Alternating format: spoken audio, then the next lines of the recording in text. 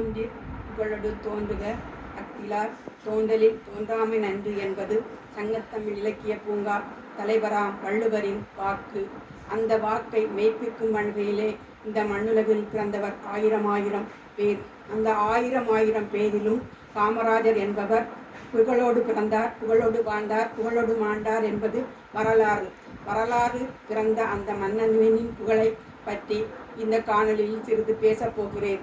ஆம், சங்கத்தமிழ் இலக்கிய பூங்கா தலைவர் வள்ளுவர் வாக்கின்படி வாழ்ந்த அந்த பெருமை மிக்க பிதாமகர் 2 பிரதமர்களை உருவாக்கிய பெருமை மிகுந்த தமிழகத்தை ஆண்ட தென்னகத்தை ஆண்ட தலைவரிலேயே தலைநகராக கொண்டு வாழ்ந்த எங்கள் தலைவரை பற்றி சிறிது கூற விரும்புகிறேன். ஆம், அவர் விருதுபட்டி கிராமத்தில் பிறந்தார். காமராஜ் என்ற பெயர் அவருக்கு இல்லை, காமாட்சி என்ற பெயர் அவருக்கு இயற்கையில் அமைந்தது. ஆனால் அவர் எல்லா ராஜாக்களையும் உருவாக்கிய காரணத்தால் காரண பெயரால் உருவாகினது. காமராஜர் என்ற பெயரோ தெரியாது. ஆனால் அவர் எத்தனை மாணவர்களை உருவாக்கினார், எத்தனை பொறியாளர்களை உருவாக்கினார், எத்தனை மருத்துவர்களை உருவாக்கினார் என்று எண்ணி பாருங்கள். இந்த மண்ணுலகத்தை பிறந்து இந்த மண்ணுலகத்தில் அதுவும் தமிழகத்தில் தலைசாய பிறந்த ஒரு தலைவராக விளங்கி என்னென்ன செய்திருக்கிறார் என்று எண்ணி பார்த்தார். எத்தனை விவசாய அணைகளை கட்டி இந்த நாட்டிலே விவசாயத்தை பெருக்கி விவசாயிகள் வாழ வழிவகுத்து தந்திருக்கிறார். தொழில்களை பெருக்கி எத்தனை கனரக தொழிற்சாலைகளை உருவாக்கி பெருமை பெற வைத்திருக்கிறார் என்று எண்ணி பாருங்கள். எத்தனை பெருமை பெற்று அவர் விளந்ததற்கு காரணம் என்ன என்று எண்ணி பார்த்தார். அவர் தன் மனத்தை கூட, திருமணம் என்ற வாழ்வை கூட துறந்து இந்த மண் வாழ, இந்த தமிழக மண் வாழ, இந்த தமிழகத்தில் உள்ள குடிமக்கள் வாழ வாழ்ந்தவர். எவர் வந்தாலும் இனி அவர் பெயரை மிஞ்ச எவராலும் முடியாது. அப்படிப்பட்ட சிறப்புமிக்கவராய் விளங்குகிறார்.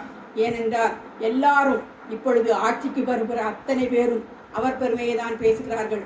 நாங்கள் காமராஜ் போல் ஆட்சி தருவோம் என்று பீத்திக் கொள்கிறார்களே தவிர அவர்களால் தர முடியுமா? லஞ்சம் தலைவிரித்து ஆடுகின்ற இந்த தமிழ்நாட்டிலே அவர் இருந்த காலத்தில் அப்படி ஒரு லஞ்சம் இருந்ததா?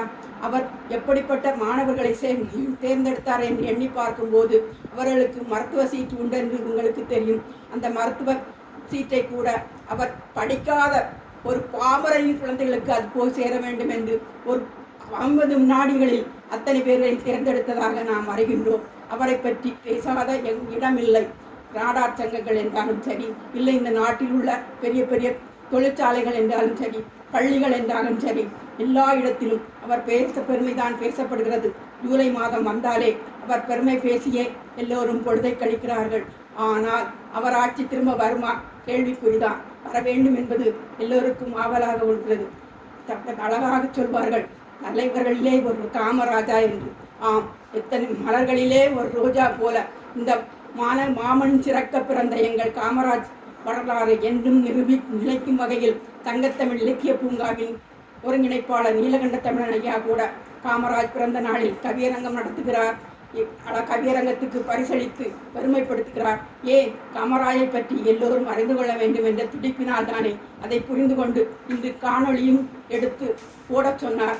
அந்த வழியில் நானும் இந்த காணொளியை பதிவு செய்திருக்கிறேன். எல்லோரும் பார்த்து அவருடைய பெருமையை உங்கள் பிள்ளைகளுக்கும் உங்கள் மாணவிகளுக்கும் மற்றும் அக்கம் பக்கத்தாருக்கும் தெரிவிப்பீர்கள் என்று நம்புகிறேன். நன்றி. வாய்ப்புக்கு